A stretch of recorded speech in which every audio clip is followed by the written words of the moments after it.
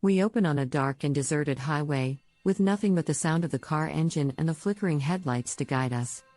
The camera pans to the driver, a nervous and anxious young man, who looks like he's been driving for hours. He checks his watch and sighs, as if he's been waiting for something to happen. I don't know how much longer I can do this. It's been hours since I've seen another car, and this road seems to go on forever. As the driver continues down the highway, he begins to notice strange things happening around him. The road seems to twist and turn in impossible ways, and the trees on either side of the road seem to be closing in. Something's not right. This road is getting weirder by the minute. Suddenly, the car's headlights illuminate a figure in the distance. As the driver approaches, he sees that it's a woman, dressed in a white dress, standing in the middle of the road. What the hell is she doing out here? The driver slows down, but the woman doesn't move. As he gets closer, he realizes that something is off about her. Her skin is pale and her eyes seem to be glowing in the darkness. This can't be real. Just as the car gets within a few feet of the woman, she disappears into thin air. Okay, that's it. I'm getting out of here. Scene 4, the final encounter. As the driver continues down the highway, he begins to feel like he's being watched. Suddenly, the car's headlights illuminate a figure in the distance. It's a man, dressed in a black suit, standing in the middle of the road. Oh no, not again. This is it. This is where I die. Just as the car gets within a few feet of the man, he disappears into thin air. What the hell is going on? As the driver continues down the highway, he begins to see more and more strange things happening around him.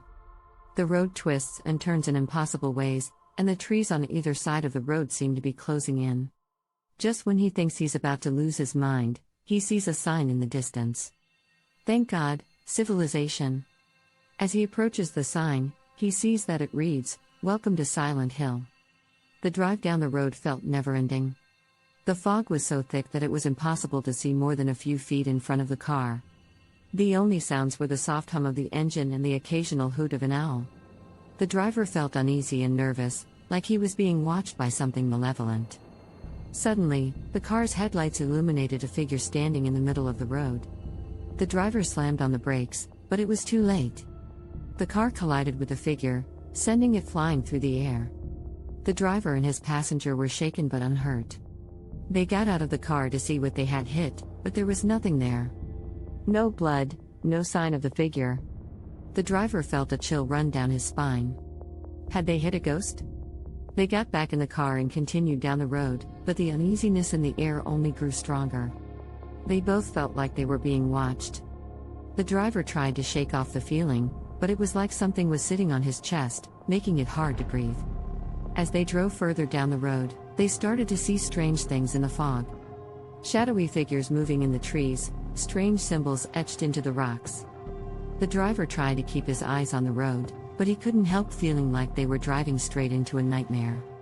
Finally, after what felt like hours, they saw a small light in the distance. They drove towards it, hoping it was a sign of civilization. As they got closer, they realized it was an old cabin. It looked abandoned and derelict, but it was the only shelter they had. They parked the car and cautiously approached the cabin. As they got closer, they heard strange whispers and moans coming from inside. The door creaked open on its own, and they stepped inside. The cabin was dark and musty. The air was thick with a scent of decay.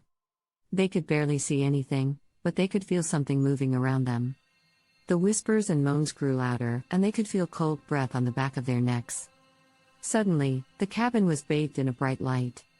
They turned to see a figure standing in the doorway, its eyes glowing with an otherworldly light. The driver and his passenger tried to run, but they were frozen in place.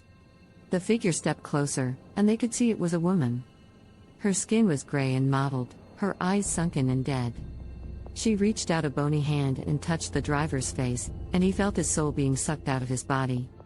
The last thing the driver remembered was the sound of his own screams echoing through the cabin. When he woke up, he was back in his car, parked on the side of the road. His passenger was gone, and he was covered in bruises and scratches. He never spoke of the incident again, but he could never forget the feeling of that cold hand on his face, or the sound of that woman's terrible laughter ringing in his ears.